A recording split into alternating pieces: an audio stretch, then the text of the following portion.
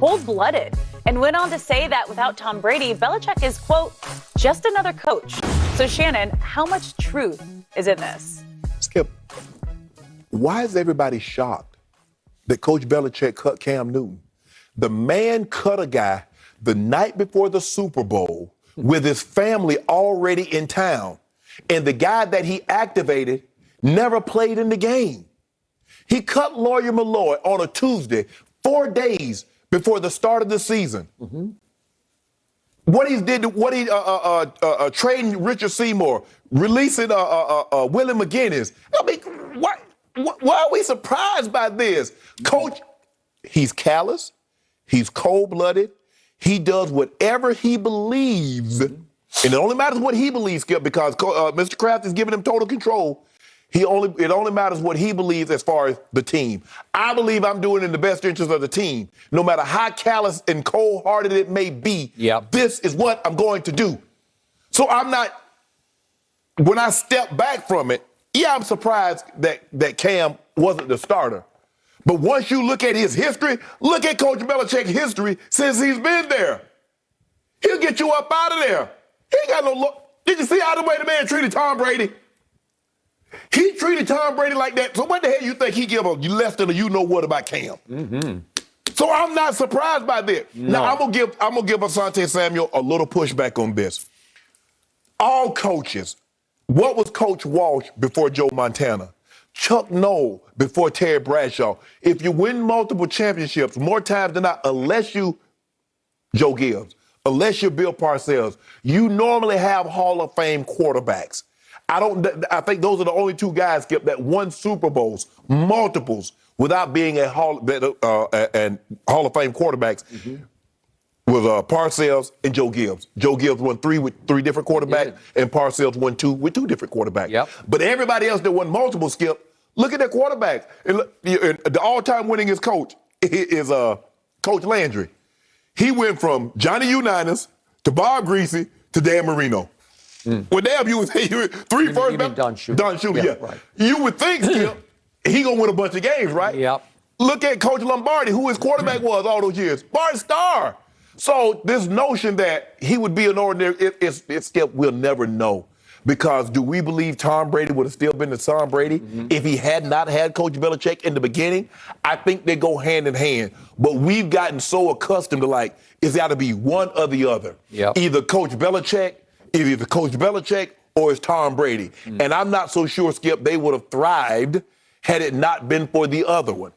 But Coach Belichick's going to have to prove, now he upgraded the talent, that he can win without Brady. People say, well, look what Brady did. Every publication that I've read, the most talented roster in football is who, Skip? The Tampa Bay Buccaneers. But a year ago, they weren't saying that.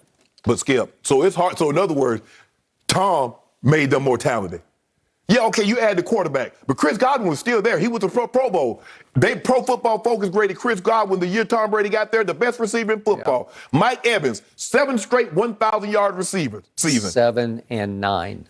Skip, that was the quarterback play, but they were still talented. See, what you're trying to do is say they weren't talented before Tom Brady. No, they were. That's why he chose them. Yes. And we all were like, really? Right. You're going to go to the Succaneers? And he's saying, they ain't the Succaneers. And when you get down there, Skip, they had Tom Brady is one of eight top 100 players on that team. So, and we know Gronk, and Gronk is a 100th anniversary tight end. Okay. So we know what he represents. Okay. That's all I'm saying, Skip. But remember, at Tampa, Tom Brady changed the culture almost overnight in the middle of a pandemic. He taught them how to do it the Patriot way in Tampa Bay. I'll give you all that. But he didn't make them more talented. No. The talent was there. It just thrived in and around Tom Brady. Yes. He gave them, once you start winning and you see oh, okay, this is what we need to do, you play better. But Skip, Tom Brady has had 16 of his 19 seasons had top 10 scoring defenses. Coach Belichick deserves some credit for building this roster. Not only coaching it, but he put this roster together. So I'm going to give him some credit. I don't know if he will have been just another coach. And I know people will go say, well, look at what he did in Cleveland. Skip, normally it takes his guy a second time around. in order to be successful. Okay. You look at Mike Shanahan, you look at Pete Carroll, some of these guys that have won, not the first time, but the second. Pete, it was the third time because he was at the Jets, the Patriots, and then Seattle with a stop in between, college in between. Mike McCarthy in Dallas? No. Well, that's where you're going. I'm like, second time around? No. Maybe not. Okay. I'm going to give Bill Belichick this, and I have from the start. All-time great defensive coach. If you want to call him sort of the defensive coordinator of the Patriot dynasty, that's what he was because he coaches the defense. I know we've had in name only all kinds of coordinators all the way down to now his son. He is the driving force behind the defense, and I think he spends the bulk of his time. I think Brandon Spikes might be calling the plays now. Well, maybe, whatever. But it's just from Belichick. Right. He spends the bulk of his week on the defensive side of the ball. Yet I stand by what I've told you from the start. I will give him 25% of the credit for the dynasty, and 75% goes to the guy who's now in Tampa. And I'm probably low on that. No, you're too high. You brought it up, and I'm going to walk right through the door that you opened. Okay. In Cleveland, first time around as a head coach, he had losing records 4 out of 5 years. 4 out of 5. Then he comes to New England, and he has another losing record at 5-11. His first year in New England. Yep. Drew Bledsoe's the quarterback. And then he opens that 2001 season by losing at Cincinnati, which was about to go 6-10 that year. And then he lost at home to the Jets. So he is now 0-2 in the 2001 season. And during that Jets game, as you know, fate struck. Heaven opened. Mo Lewis struck. He struck. And that was the end of Drew Bledsoe and the start of Super Bowl history. Dynasty started because Tom Brady was able to start the next game, which happened to be at home against Peyton Manning's Indianapolis Colts, and they won 44-13, and they were off to the races that didn't stop for the next, 19 years, right? Okay, so if we go back to what happened in Cleveland, what happened the first year in New England, and the first 2 games of 2001, Bill Belichick's record as a head coach was 41-55 pre-Brady starting. 41-55. Once Brady took over, they wound up together as a duo. They won 219 games and lost 64.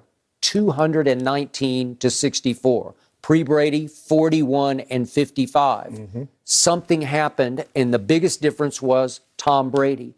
And it wasn't just his play. It was his clutch play late in games, and it was his leadership, because even you have finally come around and admitted Tom had to become the buffer between Belichick and the locker room. That Belichick kept doing it old school, my way or the highway way. And Brady kept telling the locker room, it's okay. We're going to win. We're going to figure this out. And a lot of teams would have mutinied on Bill Belichick without Tom Brady saying, calm down, we got this, right?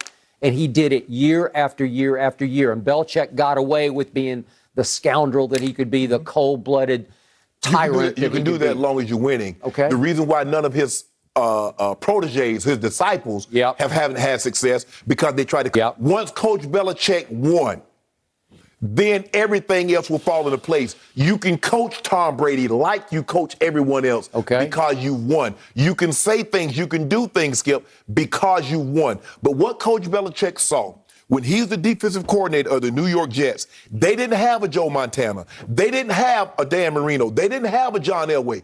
But they were able to win Super Bowls. With the Giants? With the Giants. Because what he saw, Skip, is that if we just get competent quarterback play, if I play outstanding defense, we'll have a chance. And what did Phil Simms do? Not turn the football over. What did Hostetler do? Not turn the football over. Listen, Phil was really good.